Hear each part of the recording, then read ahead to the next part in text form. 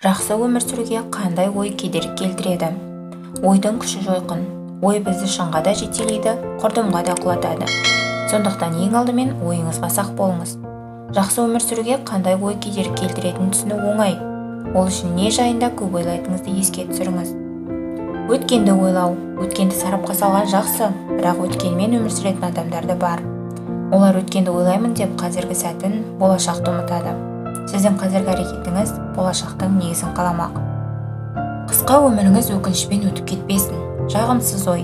Ғалымдар адамның басына күні бойы келетін ойдың 80% жағымсыз ой екенін анықтады.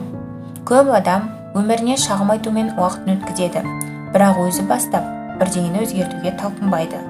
Кез келген тығырықтан шығатын жол бар, сондықтан алдымен ойыңызды бақылап, жақсы нәрсеге ұмтылыңыз. Бір ғажайыпты күту. Кез келген адам алдымнан бір қап ақша шықса екен деп армандайды.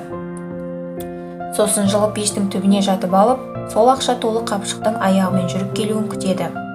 Бұл ойлаудың өзі дұрыс тәсіл емес. Өйткені маңдай термен таппаған дүниенің берекесі аз болады. Сондықтан дәл қазірден бастап өз-өзіңізді қолға алып, шын өмірге шынайы көзқараспен қараңыз. Қорқынышты ой. Көптеген адам миын бақытты, қуанышты сезіммен емес, қорқынышпен толтырады. Түнде жалғыз қалғаннан пайда болатын қорқынышпен бір нәрсені бастаудан жүрексіну жақсы өмір сүруіңізге кедергі келтіреді. Арылыңыз, айналаны кінәлау. Сәтсіздікке кезіккенде өзіңізді емес, өзге біреуді кінәлаумен болсаңыз, жағдайдың түзеліп кетуі екіталай.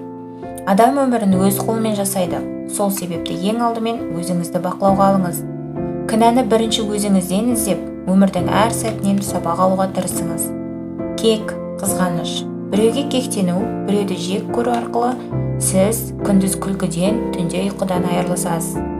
Сіз ұнатпайтын танысыңыздың тасы өрге домаласа, оның сәттілігін көре алмай, қызғану арқылы оған емес, өз жүрегіңізге ауырлық түсіресіз. Ал біреуге кектеніп, өз шалу мақсатымен өмір сүрсеңіз, жан дүниеңіз кірлеп, жаман адамға айнала бересіз. Иә, опасыз дос бәрінде бар, тек одан кек алу сіздің ісіңіз емес. Өмірдің өзі әлі-ақ бәрін орнына қояды.